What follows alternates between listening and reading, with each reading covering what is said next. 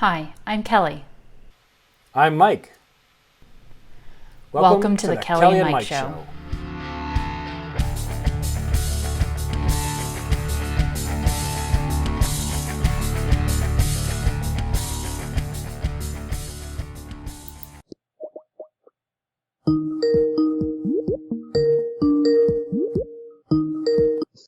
Hi, Kelly. Hey, Mike, how's it going? It's great. What can I do for you? What do you want to talk about today? Hey, so I have been thinking a lot, and I figure you're my guy who can help me. As you know, I've been working on this new product for months now. We finally feel like we're starting to get somewhere with it. I've got my team going. We're really starting to get things together and make some progress. We've been adopting Agile. I'm doing the whole Scrum thing.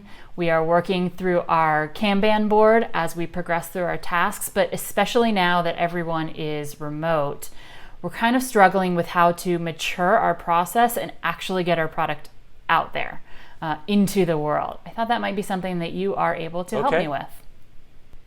Yeah, I can. Hey, I just have a quick question. Is it Kanban or Kanban? I don't know. So if you guys know out there watching, please let us know how to say it.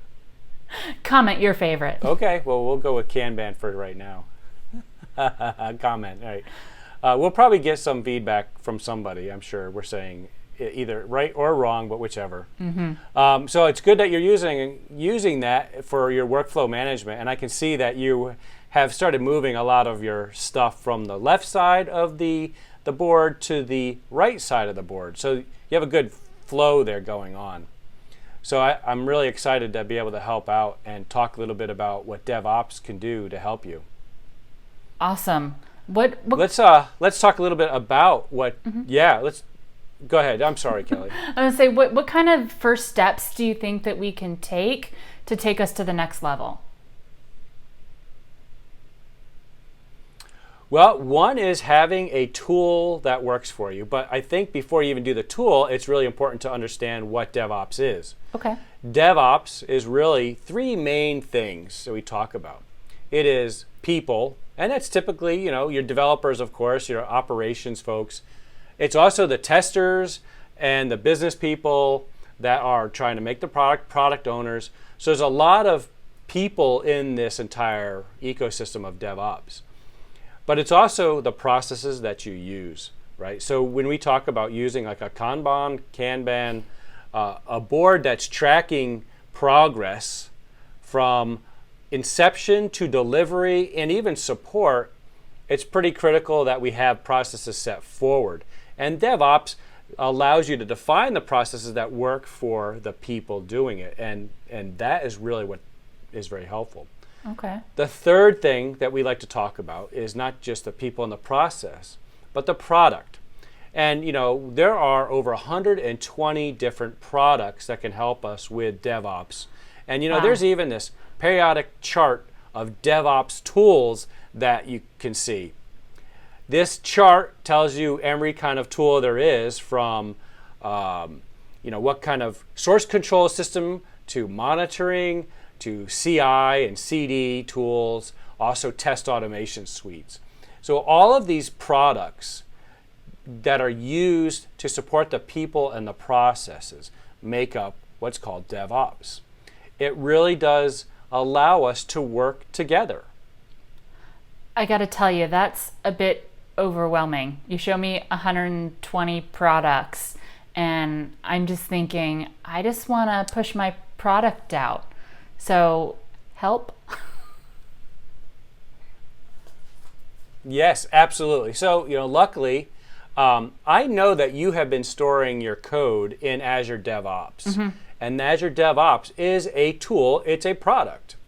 That product has a lot of features that you can use for all of your DevOps processes. All the things I never click on. For the processes. And what's really nice is you could all the things you never click on. But I'll tell you, as you start using DevOps, Azure DevOps, you'll start clicking on a lot more. And the people that are involved can have different roles. There's like stakeholders. Those are the people that are creating work items that really they're the product owners or people that are interested in how stuff is going. And they're the developers. They're going to be doing all their commits and all their check-ins through the Git repos that are built into Azure DevOps, as well as if you have a DevOps engineer on your team or someone that understands how to build CI/CD processes and pipelines, well, that is also included in Azure DevOps. So this one product also wraps around a whole bunch of processes. So out of the box, it supports Scrum process, Agile process, and even CMMI process if you want to do CMMI. Does anyone But what's still really do that? nice about this, it allows you to customize. I don't know, but what's really nice, there are people that don't even use Git still, right? They're using like old centralized source control. It still supports it. So, there's a lot of support that is available in Azure DevOps. And what's really nice, it does not have to deploy to Azure if you are building an application. You can actually deploy to AWS or Google Cloud Platform or on-prem or to an iOS device or Android device using the appropriate app stores. So Azure DevOps as a product has a lot of capability that would help you and your team be able to build, deploy, test your code however is appropriate for your team. Okay. I mean, we're already there, so that sounds kind of nice. One thing I have been looking into, though, is, as I said, we're starting to get to market. We're really growing as a team, is expanding that process Right. in terms of bringing on new developers, establishing new environments. And I feel like that's like where the DevOps magic can really happen. What do you know about that kind of stuff? Oh, well, you know what? I think being able to build out an environment is critical, right? So, back in the before DevOps became anything, the thing to do was to ask for your operations teams to provision you a server, and that would require, right? That would require somebody to order a server. It has to get shipped and set into your data center.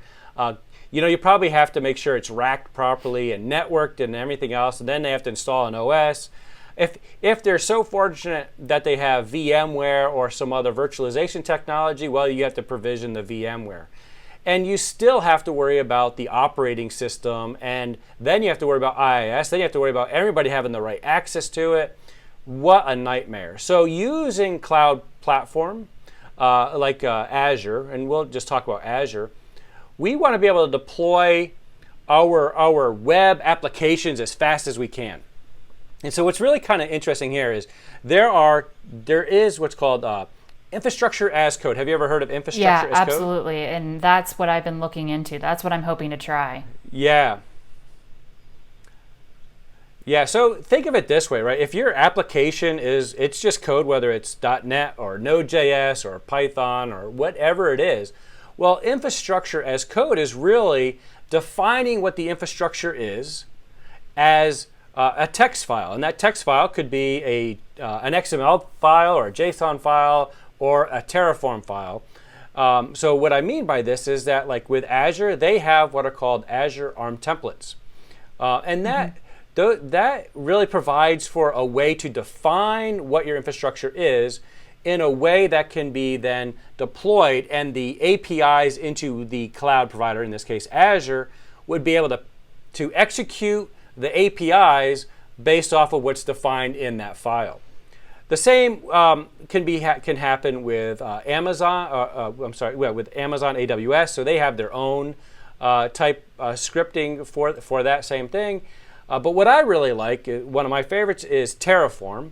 So Terraform is a way to define your infrastructure in a very concise and clean way that also can run through a CI/CD process. And when you do that CI/CD process with Terraform, it'll actually check to see if you already have infrastructure that's been defined, do appropriate updates, as well as do the installation of new services or delete stuff that you've taken out of that definition. And you could save off that infrastructure into cloud storage where it can be compared for later use, so it saves a state for it. very powerful technology. You know what kind of excites me about that is I'm a big believer in security. And every piece of code that we touch, we make sure that someone code reviews it, that no one touches anything without someone else watching. If I am able to make my infrastructure code, and that seems like I can code review that, and I never have to worry about someone touching my server. That's cool. That is great. And so I was just talking with a friend of mine actually today, and we were talking about doing this, being able to build infrastructure. And he said to me, one of the things that is really helpful is that if we spend any time trying to troubleshoot an application, what we do, instead of trying to spend more than 30 minutes troubleshooting it, we just blow the environment away, redeploy the environment, and then on top of that, we redeploy the application. And that saves us a lot of time. So he saw a lot of benefit to that. It used to be everybody would have to go to the VM or to the physical machine and log in and start looking at the logs, and you're trying to save this box, right? Well, using things like Azure DevOps and using DevOps principles, we're not going to worry about that box anymore. We are really going to focus as a team on the code and let the cloud provider handle the box or the infrastructure, and our infrastructure that we use as code, we could just deploy it as we need it, and then we're good. So I love infrastructure as code, love how Terraform works, and Azure DevOps. If all of this means that I never have to hear one of my developers say it works on my machine again, I will give you however much money we need to make this happen. So, how do we start? Kelly, how do we make this happen? That you're able to do something with this. Yeah. Well, I think what we need to do is we need to get on another call, and we need to actually set up a CI/CD pipeline, and I just need to demonstrate it for you. Okay, I love that. I am about to run and talk to my team. I'll make sure we're all buying in, and then let's do this again. You bet. I can't wait to talk to you more, Kelly. Thank you, Mike. Bye. Don't forget to like and subscribe. And if you have questions or topics that you'd like us to talk about, let us know in the comments. Thanks for watching.